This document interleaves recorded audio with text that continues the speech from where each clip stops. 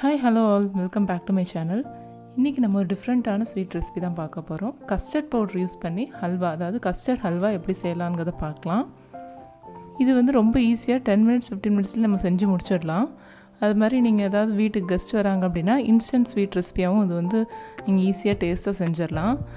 நீங்கள் custard powder இல்லாட்டினா அதுக்கு பதிலாக கார்ன்ஃப்ளவர் கூட யூஸ் பண்ணிக்கலாம். இப்போ வாங்க அதுக்கு தேவையானதை பார்த்துடலாம். கஸ்டர்ட் பவுடர் 1/2 கப்,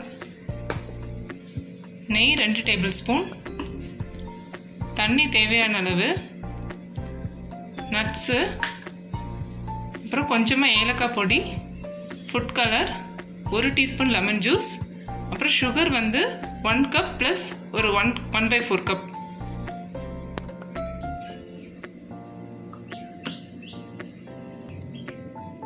அரை கப் கஸ்டர்ட் பவுடருக்கு 1 கப் தண்ணி.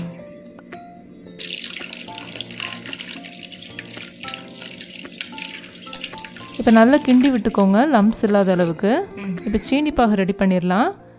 1 கப் ப்ளஸ் 1/4 கப் சீனி எடுத்திருக்கேன். மொத்தமாக 1/4 கப்பு.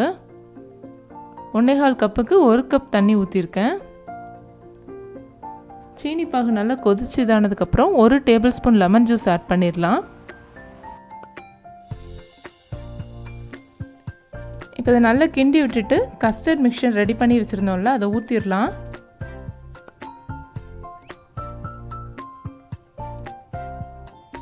இதை இப்போ நல்லா ஊற்றி கிண்டி விட்டதுக்கப்புறமா ஃபுட் கலர் ஆட் பண்ணிடலாம். ஃபுட் கலர் வந்து ஆப்ஷனல் தான். உங்கள்கிட்ட ஃபுட் கலர் இல்லாட்டினா நீங்கள் நேச்சுரலாக அந்த கலர் வச்சு நீங்கள் ரெடி பண்ணலாம் ஹல்வா. இப்போ கொஞ்சமாக ஏலக்காய் பொடி ஆட் பண்ணுறேன். ஆட் பண்ணிட்டு நல்லா கிண்டி விட ஆரம்பிச்சிடலாம். கிண்டி விட்டு அந்த மாதிரி திக்கன் ஆகிடும். ஆனதுக்கப்புறமா நம்ம அப்பப்போ கொஞ்சம் கொஞ்சமாக ஒரு 3 டேபிள் ஸ்பூன் கீ ஆட் பண்ணியிருக்கேன்.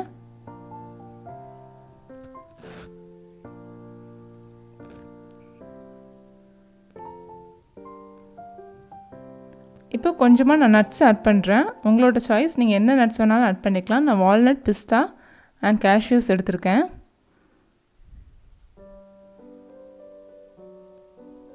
இப்போ இதையும் சேர்த்து நல்லா கிண்டி விட்டே இருக்கலாம். நல்லா கிண்டிட்டு நீங்கள் இந்த மாதிரி ஸ்பேச்சுலாக வச்சு எடுத்து ஊற்றி பார்த்தீங்கன்னா அந்த கன்சிஸ்டன்சி தெரியும், கொஞ்சம் திக்கனாக இருக்கிறது. அந்த ஸ்டேஜில் நீங்கள் அடுப்பை ஆஃப் பண்ணிடலாம்.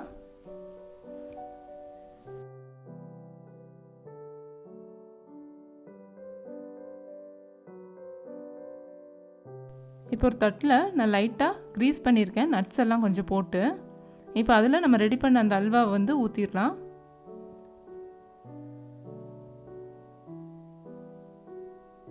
இப்போ இதை வந்து நல்லா ஆற விட்டுட்டு ஃப்ரிட்ஜில் 30 மினிட்ஸ் வச்சுட்டு எடுத்தால் நம்ம ஹல்வா ரெடி ஆயிடுச்சு. ஸோ நீங்களும் இதை ட்ரை பண்ணி பாருங்கள். உங்கள் கமெண்ட்ஸை என்கிட்ட ஷேர் பண்ணுங்கள். இந்த வீடியோ பிடிச்சிருந்தால் லைக் பண்ணுங்கள். தேங்க்ஸ் ஃபார் வாட்சிங்.